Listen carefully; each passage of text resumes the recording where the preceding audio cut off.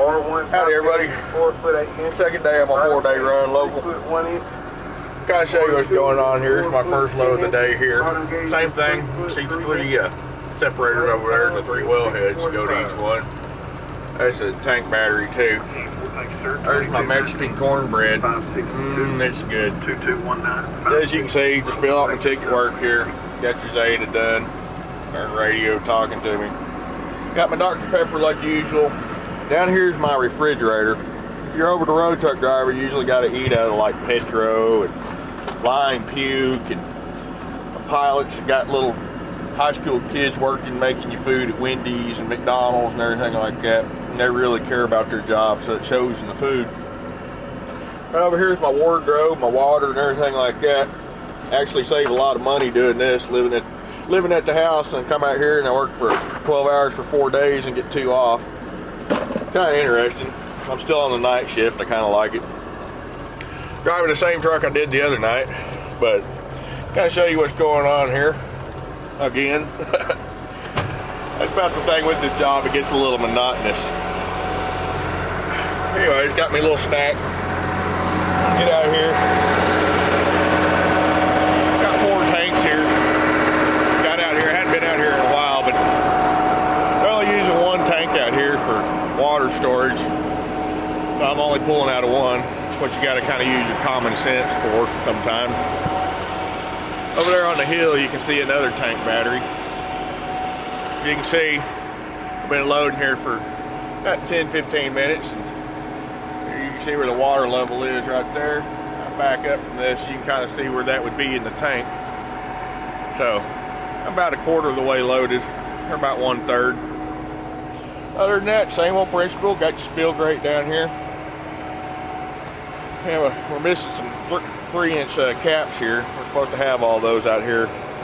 It's kind of a new thing they started, and keep telling them there's stuff out and need some caps out here, so I guess they'll get them out here sooner or later. There's a good old spill grate you can trip on while you're hooking up hoses. One thing out here is falling down the stairs or tripping over something, pulling these hose backwards and everything like that. It's what will ultimately get you at this job.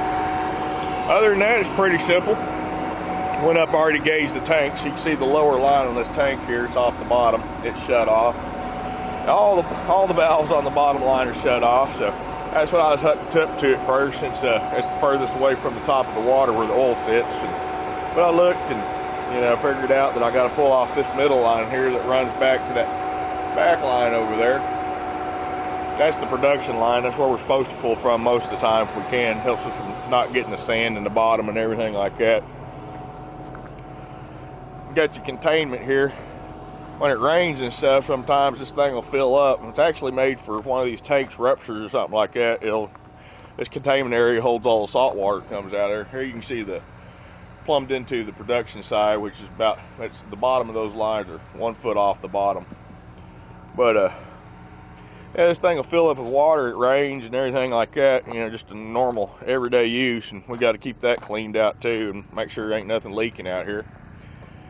You can see all your lines back here that run over there, your separators and stuff, and you can see where well, actually, let's see where this goes. There's your water line, the oil line that comes up here.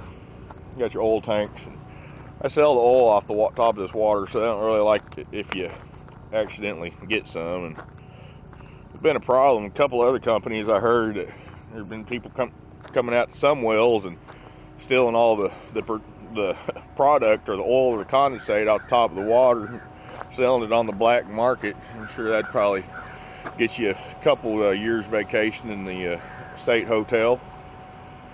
This right here is an extra separator. I guess this is where it finally goes back into the actual gas runs through this and everything like that. I guess it's the final separator to make sure it keeps as much water and condensate and everything out of the gas line that runs into the whole system around here.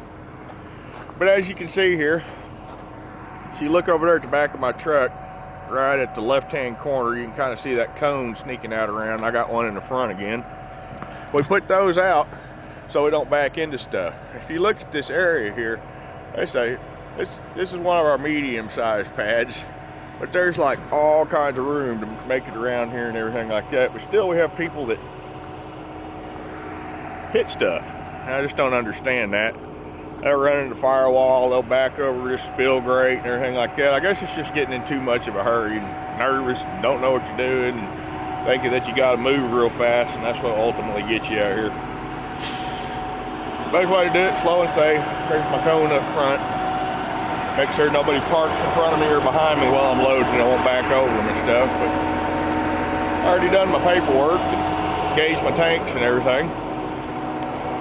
This water tank's only got 1 inch of oil on the top of it, so it ain't got a whole lot, but still you don't want to grab it. Figure out how much it's going to pull out of there, and make sure you got enough water. If that oil starts getting too close to the line you're pulling from, sometimes it'll siphon it off the top, kind of like the bathtub does. Starts getting that siphon vortex there going down the drain, you will pull the oil off the top, even though the oil ain't real close to the line. But other than that, yeah, it's my first load of the day. Get to drive back all the areas and everything like that. See stuff you don't ever really get to see. Main thing that gets tiresome is opening and closing gates. I don't know if you can see that one down the hill there. This place here, I got to stop twice on the way in, or 4 times on the way in.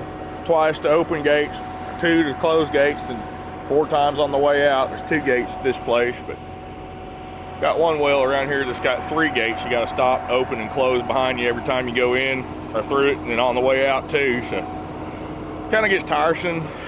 Got a lot of dust you got to deal with. That'd probably be the other health hazard besides just being around oil and stuff on your hands. But if you ever done mechanic work, you know that's part of the deal. Anyways, here before too long, I'm gonna see if I can't get in a little bit more technical feel of this stuff. Been trying to kind of learn a little bit of it here and there. It's the first time I've actually been in the oil field. Other than that, yeah, done the flatbed for a little over 2 years, and did chicken trucking for a while in a truck that was running 110 miles an hour. Nice W900L Kenworth with a 600 Cummins in it, 10-speed. Thing was governed at 110. I've got a couple of souvenirs, one from Oregon at the top of Cabbage, and one there, mile marker 444 on 287 just south of Lyman, Colorado. Yeah, souvenirs aren't very fun, but sure am glad I'm not doing that anymore. Truck ran 110 miles an hour just for fun. No, that's the way they had it, so you could run across Wyoming and Colorado and everything on my dedicated run to get it all done there. But anyways, come around here, more stairs. These are only 12-foot tanks too, 15.6 diameter. There's a little formula you can find out how much stuff's going to be pulled off, how much your load's going to, how many inches you're going to pull off these tanks loading your truck. You kind of figure that up, divide it by how many tanks you got, figure out how many barrels of liquid are in the tank, and divide that how tall it is. There's several ways to do it. Anyways, after you do it for a few weeks, it just kind of becomes like second nature, so it's good to do it all right. Get a, a habit of doing it right. That way when you're getting in a hurry, it kind of helps out. You don't start forgetting something and like unhooking your hose. Saw somebody this last week, getting in a hurry at the end of the day, got to talking to me. And I was post-tripping my truck before I fueled it and parked it for the evening or morning or whatever you want to call it. Yeah, sitting there, I heard something move around here. If you hear something move, you always got to watch, keep your head alert and everything like that. Well, I looked over there and his hose was still hooked up. About that time he pulled off, kept pulling. Heard the hose just rip on off. That's kind of one of the pet peeves you don't want to do around here. We had one guy do it. Left his valve open, spilled salt water all over the highway and everything like that, which wasn't no good deal at all. That's what you get when you get in a hurry. But anyways, let's see where I'm at.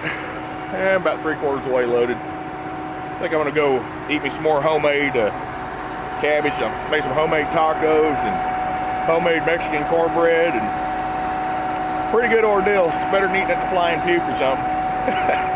Oh, I guarantee that. I got so sick of eating at that place, paying $10 for a meal. I didn't really want to eat, but that's the only thing to do when you're at the truck stop besides sit out there and watch Bonehead Truckers. But thanks to Mr. Ike, I can watch that on YouTube now. Anyways, I'm gonna get off this thing for now. I'll see something interesting. I'll see if I can't pull out the phone here and videotape it real quick. There before too long, I'll get a little mount and put this thing upon my helmet and take you for a ride around the county here a little bit with me. Other than that, it's pretty much the same old deal. You got different size wells, how many heads you got, different flow rates going into this thing. You got some wells that have up to 16 of these tanks. So you got some big ones, you got some small ones, and ones that make a lot of water, and some that only make a load about every week. So kind of good to keep track of all that. That's what our dispatcher does. Thanks to him, we know where to go at the right time. Kind of tired today. I only got about 5-6 hours of sleep today. Today's my daughter's first birthday, so I had to get up for that about lunch. So slept from about 7 o'clock this morning until about lunch or 1 o'clock. Got up, did all that mess. So a little bit more tired today than what I was yesterday, but other than that, same old deal. Driving a truck 60, 70 hours a week. Get a day to 2 days off. Only thing is you ain't got a sleeper. You always got a place to park it. You always know a place to turn around. You always usually know where you're going. We got lights on the back of the trailer. We got lights on the back of the cab. So ain't no really scary thing out here. Standard old process. Come out and do 5, 6, 7 of these wells a night. Ain't much to it. Get a good pattern down, be safe. It's a great job. I really do like it. But you still have the what would you call it? The same problem trucking this local water and everything like that as you do over the road. You still got the kindergartners out there you got to deal with. So that's just part of trucking, I guess. Some of us never grew up. I never grew up, just matured. I'm still a kid. Anyways, I'm gonna get off this thing, finish loading real quick, finish up my paperwork, haul this to the